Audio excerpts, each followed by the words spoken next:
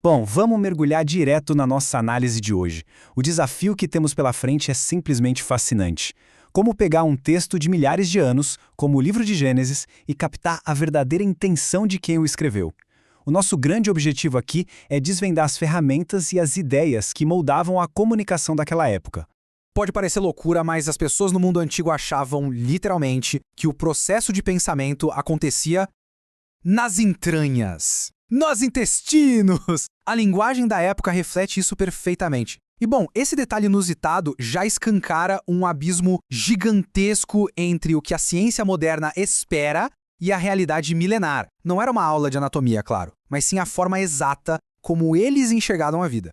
Parte 1. O desafio do leitor moderno e a necessidade urgente de mudar a nossa perspectiva. Então, qual é o X da questão? Textos antigos usam a chamada comunicação de alto contexto.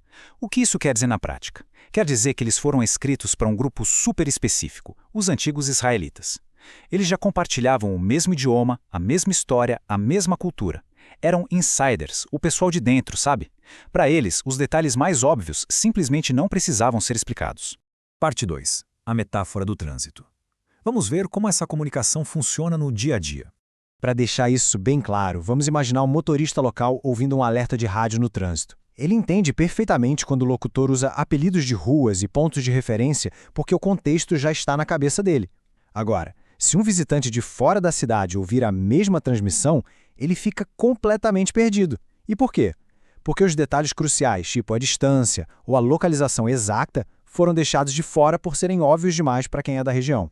E é aí que entra o nosso papel. Ao abrir um texto bíblico, o leitor moderno é basicamente esse visitante de fora. A gente cai de paraquedas numa conversa local de milênios atrás. É exatamente por isso que a pesquisa histórica é tão vital. É ela que preenche as lacunas e revela os detalhes essenciais que o autor antigo jamais precisou explicar para o seu público original. Parte 3. Nosso rio cultural. Vamos entender as correntes invisíveis de pensamento. Esse conceito de rio cultural muda absolutamente tudo. É o seguinte: nadando a favor da corrente ou lutando contra ela, todo ser humano é moldado pelas águas da sua própria época. Existem premissas invisíveis que guiam o nosso pensamento coletivo de um jeito quase inescapável. Colocando esses dois mundos lado a lado, o contraste é gritante. Fica muito claro que os antigos israelitas estavam mergulhados num mundo de controle divino constante, rituais e uma forte identidade comunitária. Esse rio antigo era completamente vazio das correntes de naturalismo científico ou, digamos, do capitalismo, que guiam a mentalidade de hoje em dia. Parte 4. A Bíblia não é ciência. Como isso afeta a leitura do texto? As pessoas da antiguidade simplesmente não tinham nenhuma estrutura mental para leis naturais mecânicas. Nenhuma! O cosmos não era visto como um relógio cheio de engrenagens funcionando sozinho. Cada operação na natureza era compreendida estritamente como uma ação direta de Deus. O mundo funcionava daquele jeito puramente porque a divindade mantinha aquele reino funcionando. Com isso em mente, o foco muda da água para o vinho. A autoridade desses textos recai inteiramente nos propósitos e nas ações de Deus. Em como a ordem surge do caos, em como as alianças são feitas, o texto nunca, de forma alguma, teve a intenção de servir como um manual científico secreto para antecipar teorias modernas, como a expansão do universo, por exemplo. Portanto, menções a uma mente que mora no estômago ou a um céu sólido segurando águas lá em cima não são erros científicos que precisam de malabarismos para serem defendidos. Nada disso. Tudo isso é apenas a embalagem cultural da época.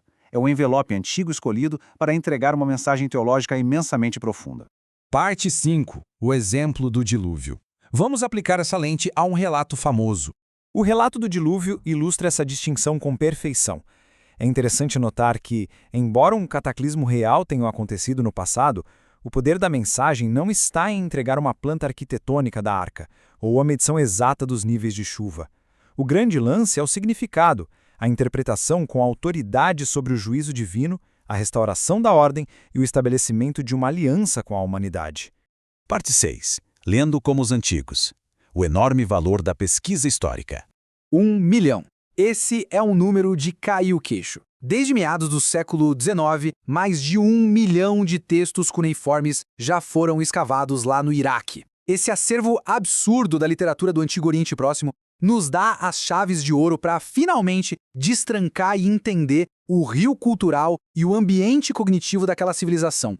E o mais inspirador é perceber que rever o conhecimento não é algo a ser temido, mas sim uma tradição reverenciada.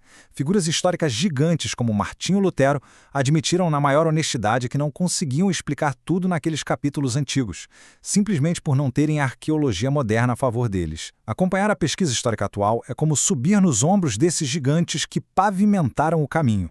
O que nos deixa com um questionamento bem provocativo para encerrar a nossa análise de hoje. Quantos outros textos antigos são completamente mal interpretados porque nós ficamos presos nas correntes do nosso próprio rio cultural? Ao buscar o verdadeiro sentido de uma literatura milenar, é preciso deixar as premissas modernas lá na margem. Só mergulhando nas águas em que os autores antigos nadavam é que se pode ouvir de verdade a mensagem que eles queriam passar.